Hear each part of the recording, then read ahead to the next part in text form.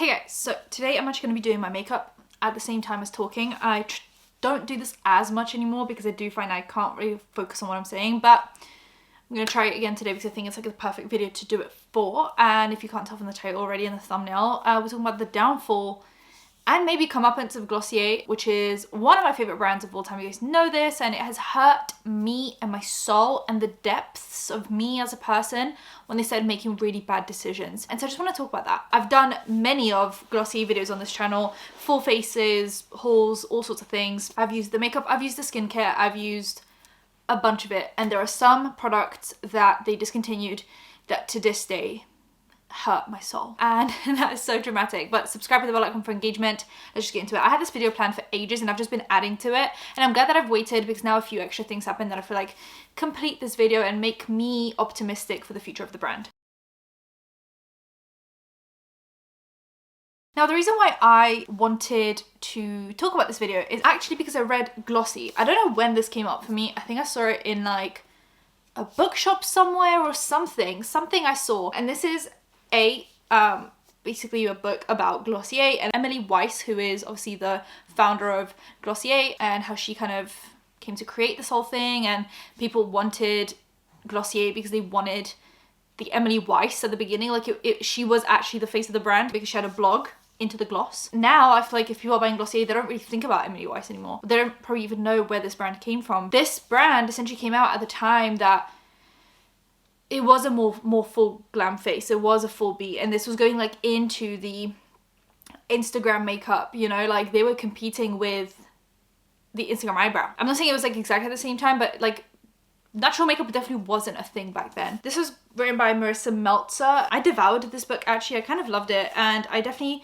highlighted a few things. Because the book isn't written by Emily Weiss and is written by someone who just hung out with her, she gives a little bit more of an unbiased view of Emily and doesn't just make her out to be this like angel amazing woman. She does say, you know, she was harsh on people. She was the girl boss. I am going to quote some of the books when I speak about it because they do talk about the girl bossification of different areas of business, that I think is actually really interesting. It's where a lot of the criticism for Glossier and Emily Weiss came from, and for other women. So I'm going to talk about that, but that's basically where the inspiration for today's video came from. And I'm just going to use a bunch of Glossier products. This is the Glossier bin of makeup that I could find. I do have some skincare, but obviously I'm not going to use that today. So I have just the Glossier bin, and I'm just going to get going. I've obviously gotten rid of a lot of products, whether they be expired or I finished them. I don't have the Halo Scope anymore, which is the highlight.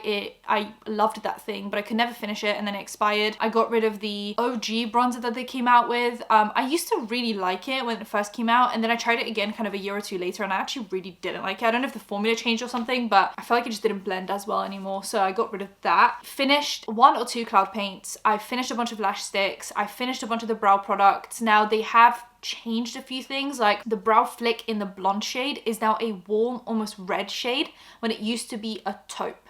That bothers me immensely. That bothers me immensely. And yeah, so just a few things. The brand feels really outdated right now. I think, first of all, it's, like I said, the girl bossification of it all. I think people just have negative feelings towards, maybe not Emily Weiss, but kind of the way Glossier was ran, with that whole kind of girl boss vibe, and the branding of the girl boss is very millennial, and obviously the use of the millennial pink is also quite millennial. So I think the newer generations are not reaching towards Glossier anymore. They're reaching for Say or Kosas. I really didn't like this foundation, but I didn't use on top of Future Juice. So now, do I risk hating the way my makeup looks, or do I just use the products that I usually love? Maybe I can just try it a little bit, because I really didn't like this foundation, and this is like a new product for them. And it's supposed to be a bit of a departure from obviously the stretch concealer and the skin tint. It's got a little bit more coverage. Wait, this is actually really nice. Okay, clearly my skin was just really crusty and dry when I first tried it. Oh my god. You know, you give a product a bad review and then you like not regret it, but you feel bad because like you try it again and it works. But I guess that's just how makeup works, that you don't always, you know, love everything the first time you try it. Anyway, the brand feels really outdated for those reasons. Kind of that marketing is a little bit outdated now. Okay, if you have dry skin and you want to use this foundation, I would recommend getting the Future Dew, which is basically just like a really thick oil, and then it will lay so beautifully. Because I feel like some people really didn't like the skin tint because it was like basically like 10% coverage. This obviously has a lot more coverage, but it is quite dry, from what I find. And obviously use it with a sponge, but it's so glowy. It's very pale though. I did do a fake tan recently, so I'm just gonna have to bronze really hard. For this video, I'm actually gonna reference a different downfall that was happening at the time that I read this book, and it was Matilda Djerf.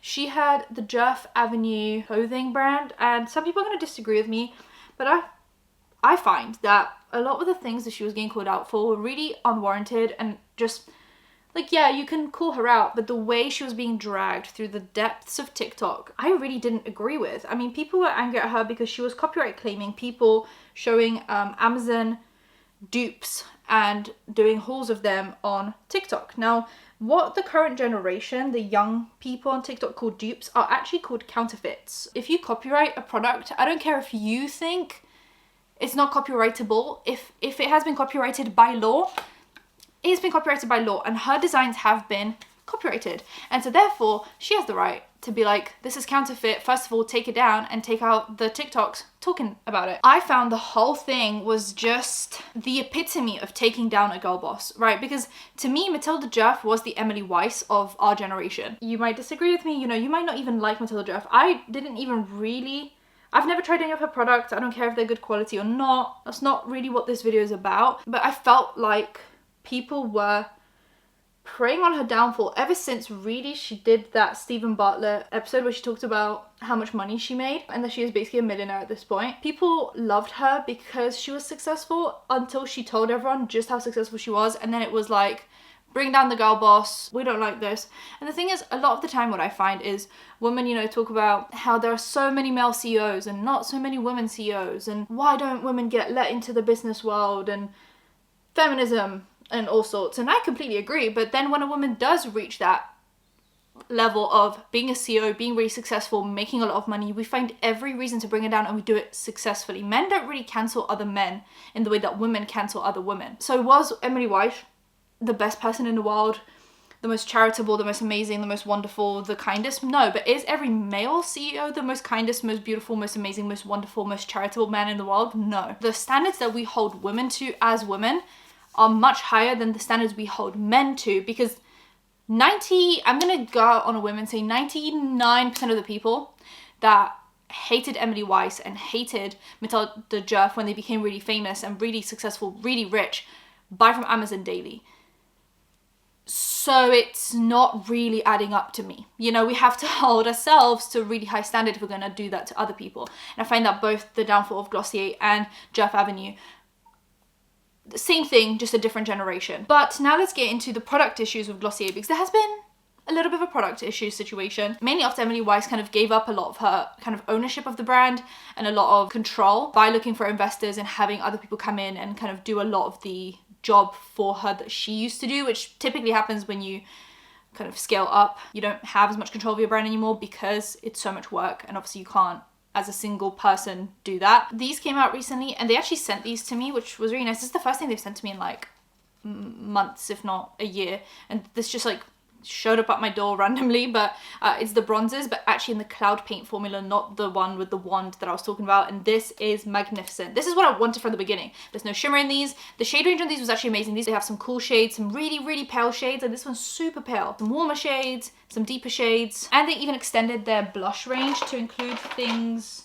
They've even sent these to me, which I found interesting because obviously my skin tone is so pale, but just to show me, you know, we have some purples, we have some hot pinks, we have some burgundies, and there are even more shades now. The cloud paint is literally so packed with colors, way deeper than these, like more along the lines of these. And I find that these shades are super original for the deeper shades as well. It's not just like a typical like, oh, just here's a red. Oh, actually, talking about red, there's even a red. So they have a bunch of deeper shades as well as obviously the standard lighter shades that we know and love. I'm just gonna mix these two because I feel like this one's not gonna do enough to match. So I'm just gonna try and mix these two together, which is also what's so nice about this product. This is so silly, but while filming this whole video, I forgot about the main issue with Emily Weiss, and it was the Into the Gloss Instagram page that was created to expose Glossier at the time, and it was partly the reason why she left, just to distance herself from the brand, so the brand has some wiggle room. So everything I said until now obviously stands. I wanted to talk about how women are treated in the business, and how even if you aren't extremely problematic, you'll still be humbled or taken down a few pegs.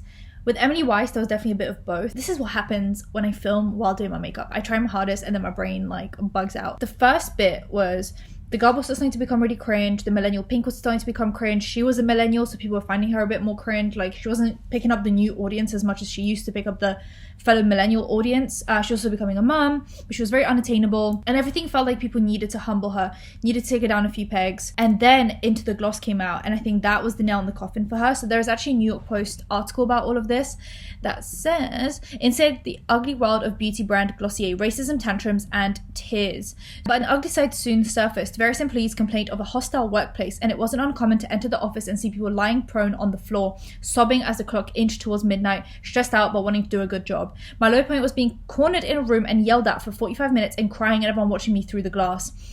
Cliquishness was also an issue, and in a circle, who was closest to Weiss and who was there the longest, for many as their first jobs were seen by the rest as favoured. So as the Black Lives Matter movement gained traction, there was also numerous allegations of racism, often by those who worked in Glossier stores. The young company lacked a substantial HR team or diversity training, though it had several hundred employees. A social media account, Out of the Gloss, did I say Into the Gloss? I'm really having a brain fog right now. So the blog is obviously called Into the Gloss, and then Glossier is called Glossier because of Into the Gloss, and then the Instagram page was called Out of the Gloss. So you're like coming out of the gloss now and seeing it for what it is, I guess. Dedicated to the alleged horror stories of former Glossier employees, popped up and gained over 10,000 followers. Grievances included alleged racism and hygiene issues such as lack of toilets and rats. People were saying, like, what was Emily Weiss supposed to do? Like, she's not in every single shop. She doesn't know what's happening unless it obviously gets passed up to her. But I guess there was that structure in the company of like toxicity all around. So it just seems to have trickled down. Like, that's the tone that she set, and then it just trickled down.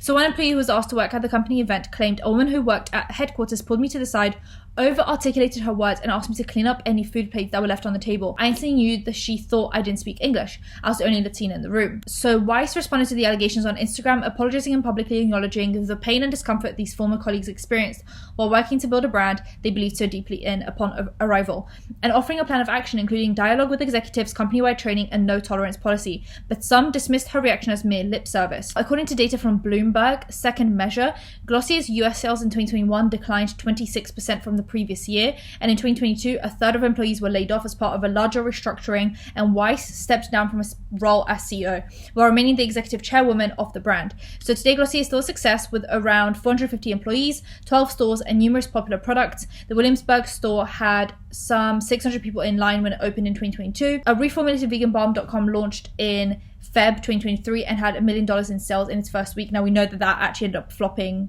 and they've had to bring back the OG now. So, but the untouchable exclusive mystique that Weiss initially cultivated so successfully is gone. Now you can grab the product at your local Sephora. That was another thing. It felt like you used to have to like go on the website. Like, you only had to use the website. You weren't going into like a department store. It would come in this pink pouch, and it felt like no one knew, but like if you went in though, you felt like a cool kid. But now it's on Sephora, which makes sense because obviously it was an easy way for them to make more money, but it definitely takes away some of that mystique of Glossier, but it does make it more accessible to people. Meltzer, the woman who wrote the book, you know, Glossy, her final statement is, their products are really solid and the pricing is reasonable. Glossier was founded and run by a woman who, like anyone, is complicated, which is definitely one way to put it. When I was doing my makeup, that definitely all slipped my mind, which is what I wanted to end the whole girl boss chapter on. That's the note I wanted to end it on. And here I am, without makeup on, after Pilates, just like updating you guys anyway.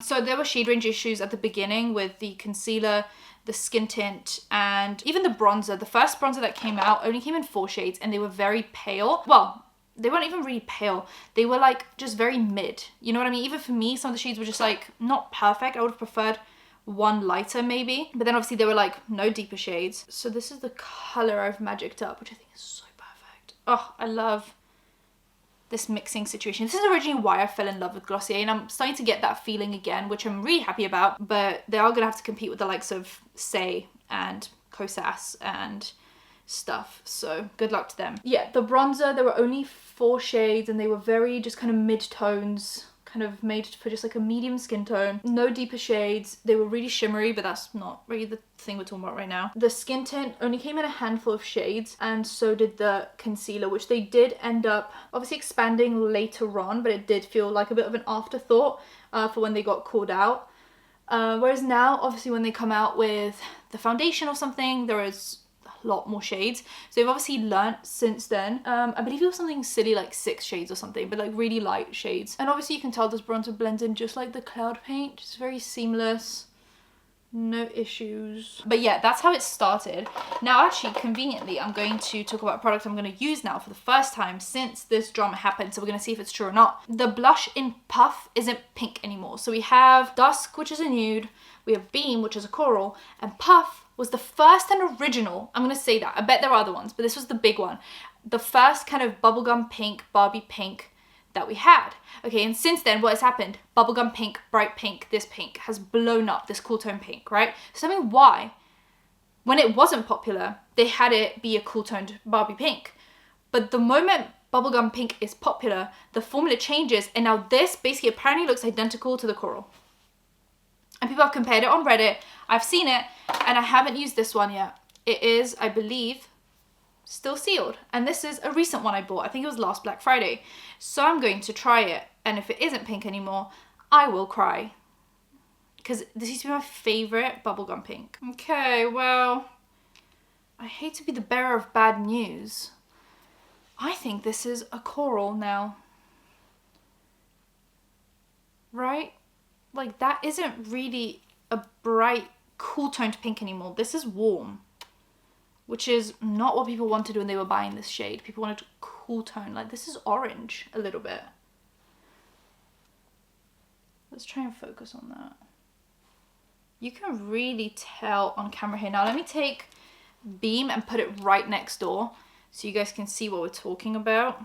Obviously, Beam is much more orange. They used to be very, very different. Now I feel like Puff is warm. Anyway, so that happened. People were super upset about it because really, I might mix these together since they're already on my hand.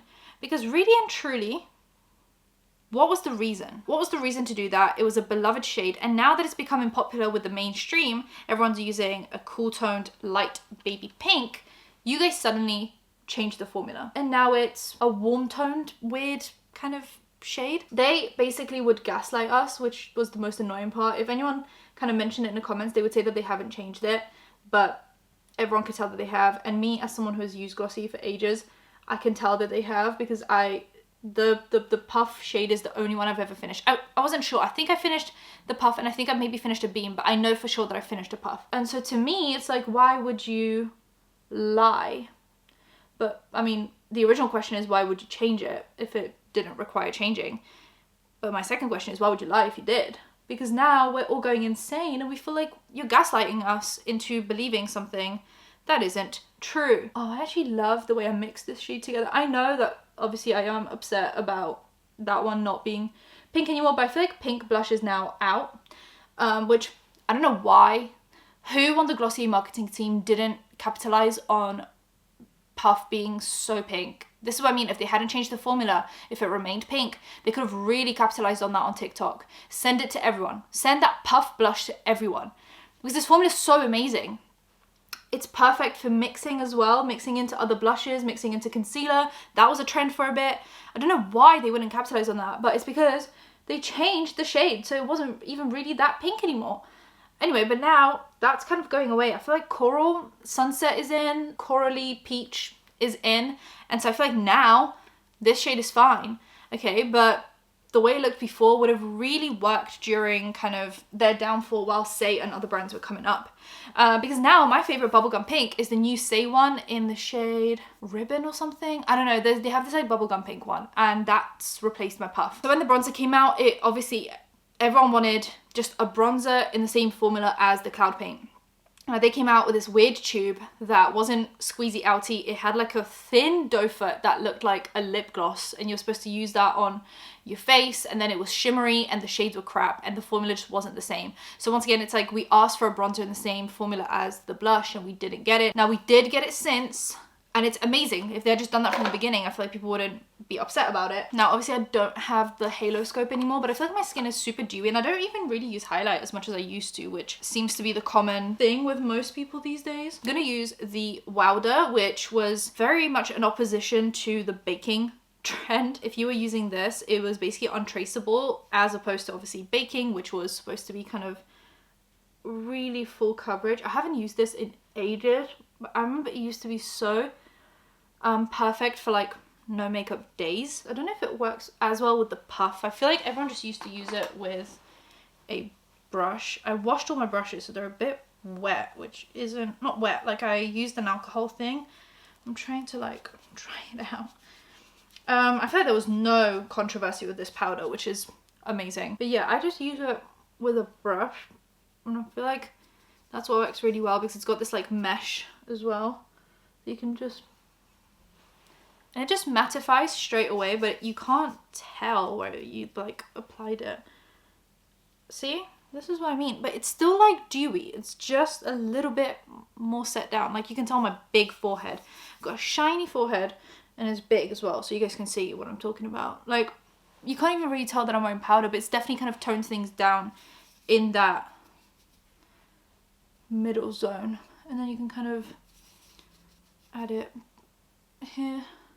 I am using a Charlotte Tilbury mirror to do my makeup, but see? Like, it still looks dewy, but I think it's amazing. I haven't used this in ages because I've been trying to get through my other powders, but this stuff is pretty good and they haven't changed the formula on it. The first time I tried a balm.com is because someone gave it to me, and this was before I knew what Glossier even was. That was my first introduction to Glossier, was the balm.com, and it was the birthday cake one, which became very quickly my absolute fave. I still have the original BDC because I stocked up when they told us about the next news coming up. So this is the one I stocked up on. It's still basically full. Smells amazing, magnificent. It's got a little piece of glitter in it. Now, what happened since then? Balm.com formula was changed to fit into Sephora's clean program, and they basically made it vegan at the same time to kind of kill two birds with one stone, essentially. They got rid of a few scents such as cherry, biscoff, and hot chocolate, and the formula was different now. And the only time I ever tried the formula was in Sephora. We finally had a Sephora in London. It was so liquidy. It felt like one of those lip balms that will like go into your mouth as you speak, whereas obviously the original is super thick. And that's what we loved about it. Like, if I just squeeze it out for you guys. Is it focusing? Like, it's super thick. I was pressing so hard there. Just the good old days of BDC. That's amazing. Obviously now I am a road girly. And even with the new news that's come out, I'm still a road girly. I think that's the far superior lip balm, but it's only because it looks like a lip gloss as well as being a lip balm, whereas this is a little bit more matte. But yes, so they changed the formula. It's super thin, super watery. Everyone's complaining about it. Everyone wants the old formula back. But then they start doing this thing where they'll release a limited edition scent and just make it in the original formula, but then still keep the vegan clean formula. So for example, they released the Biscoff and the Swiss Miss in the new packaging but old formula, and it's because people wanted the old formula. And so this is the thick, but it's in the new packaging, which gets really, really messy. Obviously it's nice that it's got this like lip balm kind of top, but it gets really messy. But this is the OG formula, and Cookie Butter was my favorite scent, and then Swiss Miss is a really beautiful brown shade. So they bought these back. I bought like 6 of them, okay, just to back up, because I was scared. I was scared. They still didn't bring cherry back. They still haven't, which is incredible. I've actually never tried the cherry, and it's such a fan favorite. Now we'll come back to the BDC after the break, but this was definitely the biggest drama they've had to date. So they're moving slightly on. The You perfume. The You perfume is one of my favorite perfumes of all time. It's so clean. It smells like you. Like, it smells different on everyone. It's amazing. I've gone through a whole bottle of it. I've gone through a rollable of it. I love that thing, okay? Now, allegedly, they've changed the scent because allegedly one of the fragrance notes in it hasn't been approved in some countries or something. So now people are basically trying to find ways to dupe it, and there is no dupe for it. People say there is, but people do say that it's just not what the original U was. Now I haven't bought a U since.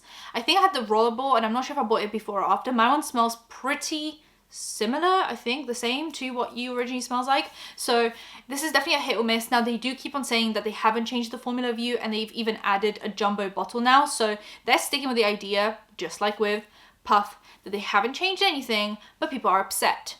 Okay, because U is a cult favorite. It is a cult classic. Okay, everyone loves that perfume. So I'm scared to buy a whole bottle. I would love the jumbo bottle, but if it's different, I mean, the rollerball I have is pretty recent, and I think it smells the same, but maybe the issues with the spray, I don't know. There's an issue, and we need to resolve it, essentially is what I'm saying. Then we have Generation G lipsticks, which are these ones in the white tube. Okay, this is the shade Cake. I have, I think, 4 different shades. I have Cake, I have Leo, I have Fuzz, and I have Malt. Now Cake and Leo are from the OG shades that they released, with Cake being kind of the lightest nude that they have. You can see how much of it I've used up. It's pretty far in there. And they have that like funny like rose smell. I really like it personally. And Leo is just a deeper brown. I lived by these. Like every time I did a no makeup look, it would be one of these. No lip liner, just a little dab of it. I thought it gave a very K-beauty kind of look with the kind of blurred out matte, soft matte finish. Like I felt like it looked very kind of K-beauty. But then they released some new shades, being Malt and Fuzz. And Fuzz is my new favorite shade. It is like a mauvey, deeper pink, and it is absolutely perfect. They've recently changed these as well. They've changed the packaging, they've gotten rid of the scent, and people are saying the formula is different. With some of the shades, like they'll have the same name, but when you swatch them next to each other, they look different. And like, I don't know why you would do that. These 4 shades, I live by, I swear by. I will use these lipsticks until my dying breath at this point. Like, I don't want the new ones. I'll just keep these ones. If they start smelling rancid and like crayons, that's none of my business.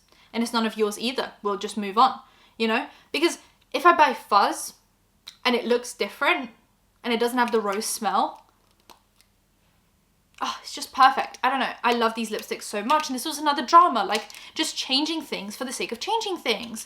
Clearly, Emily Weiss was not deciding on this. Obviously, the foundation came out pretty recently. The reception has been mixed. A lot of non-glossy fans really like this foundation because it was a departure from obviously things like the skin tint. I can't even tell you guys how many of these bottles I've used. I'm going to go on a whim and say I've used up 6 bottles of this since I started using Glossier, and I'm already down to here with this one. So throw that in there. I buy these in bulk every Black Friday, essentially. This one's so like wiped off. I love this. I don't care if it has no coverage. I think it makes my skin look amazing. People didn't like this, as in non-glossy cult members didn't like this as much because they felt like it was just pointless. So this definitely appealed to non-glossy fans. As you can see, it's got a lot more coverage. There is another issue with the Lash Slick. It was once again a hit or miss product. Some people loved it, some people hated it. I personally really liked it. I liked it for days where I wasn't wearing like any makeup, and it just tints your eyelashes and separates them just a little bit. Now apparently everyone's tube just comes dry from the get-go. Like it is a very dry formula anyway, like to begin with.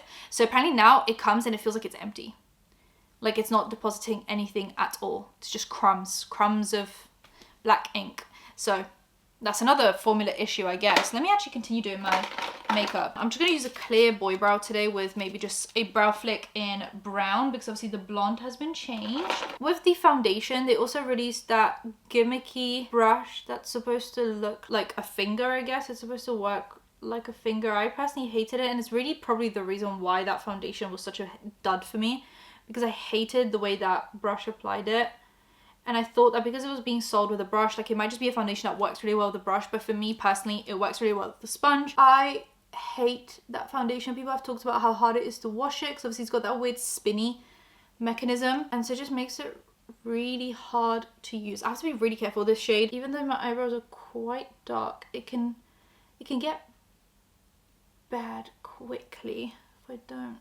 But the blonde used to be perfect for me, and now it comes out red, so I can't use that anymore. Now, instead of the brow flicks, I now use the NYX brow pen, which is so much thinner of a point, and they actually have a taupe shade. But let me just go in with a fresh boy brow in just a clear shade. These were obviously one of the original like massive cult favorite products. I understand why. I love it to this day. I know people have kind of come off it now, but I still think it works really, really well. Mainly if you just get the transparent shade. I actually really, really like that one because then you can use it with whatever brow products you want. But I personally love it, and this is really what started it all when it came to kind of virality on the internet, and I still really, really like this product. So that's the boy brow. And they haven't really touched this formula, which is good, but they've also added a lot more shades. They've added like a grey, a blonde, a red, you know, but like I said, they did change the blonde shade, which doesn't work for me anymore. Boohoo me, I guess. Let me just set my eyes with just the Charlotte Tilbury powder I have here because it actually has some pigment. So I'm just gonna set the veins on my eyes. They came out with these eyeshadows that people said were very hit or miss, like even just depending from shade to shade how the formula worked. They are refillable. I had the brown and I had the grey. I gave away the grey because it was basically non-existent on the eyes, but I'm just gonna use the brown today and just see what I can do with this. What other issue was there? Oh, they stopped restocking certain products. So for ages they wouldn't restock this eyeshadow shade. If you want one that actually works decently from this collection, I actually think the almond works really well. As you can see, it blended out pretty smoothly on basically just a powder base, which isn't even really a great base to work on, but you can see that works really well. And it's also not too warm, not too cool of a brown, which is perfect. They would just stop restocking certain products, like the SPF that they had, they just stopped restocking it after a while, or it would be really hard to get and people thought, oh, they must be discontinuing it. Just like the face masks, they used to have these face masks that I personally really loved. There would be one that was a clay mask and one that was a nourishing one, and you do them in that order. They started discontinuing those. I actually haven't checked the website, but I've heard that they're discontinued now, which is a shame because I think like I really, really like them. They weren't like the best thing of all time, but just for minor skin concerns, I thought they were really nice. The SPF was the same thing. People loved it. It was clear, it was kind of mattifying, and it was just the perfect SPF. It was very small and it was only an SPF 30, but for places like the UK, I felt like it was enough. Some people are going to argue with me about that, but it's fine. See, this eyeshadow is actually really, really nice. Like this shimmery shade here, it comes with like 2 different shimmer types, which makes it really nice for layering. But I personally think it's lovely. I don't have any more of the liquid eyeshadows that I used to have, I don't think. I used to have some of those and I got rid of all of them pretty much. I had the matte ones and I had the shimmery ones. They weren't the best, like they weren't the worst, but they weren't the best. I used to use them a bit and then I just kind of gave up.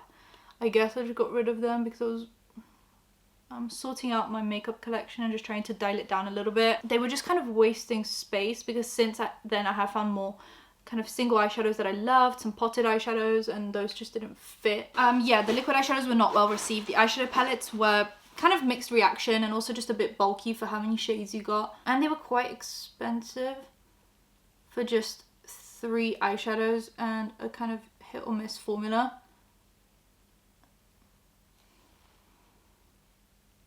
This eyeliner pen is one of my favorite eyeliners of all time. It's matte, it's black, it doesn't bleed, and it's very thin. Then we also I had to just fix my eyeliner and fix everything, so I've been gone for like a few minutes just trying to work on everything. Then we had Glossier Play, which was this other line they wanted to do that was supposed to be a little bit more colourful. Like they wanted to kind of branch out, but they didn't want to ruin the Glossier image, I guess, so they just kind of wanted to start like a sister brand in a way that would have more colourful products, and they then discontinued it because it wasn't very successful. I actually didn't like many of the products. I only really tried the lip vinyls that they had, and I think those were really nice. I mean, this mascara is really dry. I don't know if that's just because it's been open for a while or if it's just what people are saying. Like there is like nothing in there. People do miss the liquid highlighter they had in that collection. I remember I had it and I didn't try it much, but people said it was the best liquid highlighter they had, so they want that to come back desperately. So they discontinued that. That didn't really work. Yeah, this mascara, I'm gonna just throw it away and then just see if maybe I can open a different lash stick if I have one, and just see if that works any better. Turns out I don't have another lash stick. That was my last one. I'm gonna use the new Kylie Cosmetics Wisp lash. It's gonna create a similar effect, but just more. So they discontinued Glossier Play. Branding around that was really confusing. I think people didn't even really know that it existed or that it was a separate brand. They just kind of thought it was like, because it was on the same, you know, website, they just kind of thought it was like the same thing, just really weird products. And that's when people started saying that like Glossier is releasing too much and they should just stick with what they know. You know, Glossier used to be known for being a minimalist routine, both skincare and makeup. And so then having like colorful matte liquid eyeshadows just wasn't really in that fantasy. I just feel like they used to have a routine that you could fit basically into one of those bubble wrap pouches they would send you, and you could just throw it in your handbag or take it with you on the go. You could do your skin tint, your stretch concealer, your lash slick, your boy brow, add a lip balm or a lipstick, and you were basically done. And then they started, you know, adding in a bunch of stuff. Now I don't think they're as minimalist, and that's not really their intention anymore. They are obviously releasing a foundation and different shades and colors of lip balm and lip gloss and, you know, all sorts of different products. And so I don't think their intention anymore is to be minimalist. It's more just like still quite natural looking makeup, but just branching out a little bit. But I'm glad they've started to dial back and just kind of reassess what their brand is about. I'm going to leave my eyelashes, they're really pissing me off, but I think I just need to leave them be. So they were